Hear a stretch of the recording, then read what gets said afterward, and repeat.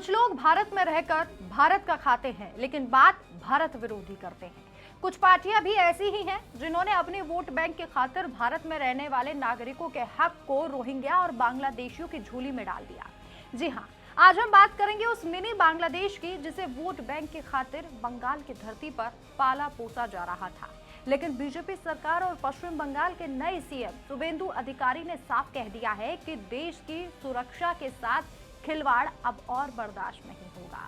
इसी का एक उदाहरण बंगाल के हावड़ा में देखने को मिला, जहां टिकियापाड़ा में जब भारतीय रेलवे का महा बुलडोजर गरजा तो अवैध झुग्गियां नहीं टूटी, बल्कि ममता दीदी के उस वक्त के वोट बैंक की पूरे साम्राज्य की नींव हिल गई, जिसे वो सालों से सींचती आ रही थी। देखिए कैसे देश की जमीन को घुसपैठियों के चंगुल से छुड़ाने के लिए रेलवे ने सर्जिकल स्ट्राइक कर दी। गूंजती हुई चेतावनी के बीच गरजते हुए बुलडोजर और ताश के पत्तों की तरह ढहता हुआ अवैध साम्राज्य। ये तस्वीरें पश्चिम बंगाल के हावड़ा की है, जहां रेलवे के नाक के नीचे सालों से वोट बैंक की अवैध फैक्ट्रियां चलाई जा रही थी। टिकियापाड़ा में रेलवे की बेशकीमती जमीन पर अवैध रूप से कब्जा जमाए बैठे सैकड़ों घुसपैठियों पर जब कानून का डंडा चला तो चारों तरफ चीख पुकार मच गई। महिलाएं रोने का नाटक करने लगी, लाल झंडे लहराकर कार्रवाई को रोकने की कोशिश की गई, लेकिन राष्ट्र हित के आगे इस बार किसी की ना चली।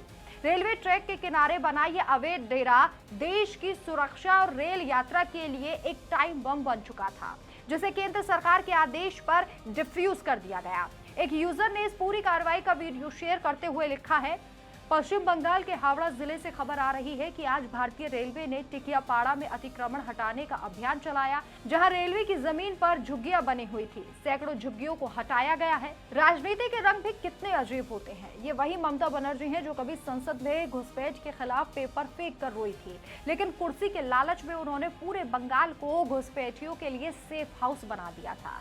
बांग्लादेश से आए अवैध घुसपैठिए यहाँ आते हैं, टीएमसी के कैडर्स उन्हें सरकारी जमीनों पर बसाते हैं, रातों रात उनके फर्जी दस्तावेज बनते हैं और वो दीदी के पक्के वोटर बन जाते हैं। इसी का नतीजा है कि आज बंगाल की जनसंख्याइकी बहुत जल्दी और तेजी से बदल रही है। हिंदू बहुल इलाके अल्पसंख्यक होते जा रहे हैं। लव जिहाद और जमीन हड़पने का गंदा खेल सरेआम चल रहा है, लेकिन जब इन पर बुलडोजर चलता है तो दीदी को अचानक से मानव अधिकार की याद आ जाती है। क्या देश की सुरक्षा से बड़ा किसी के लिए वोट बैंक हो सकता है?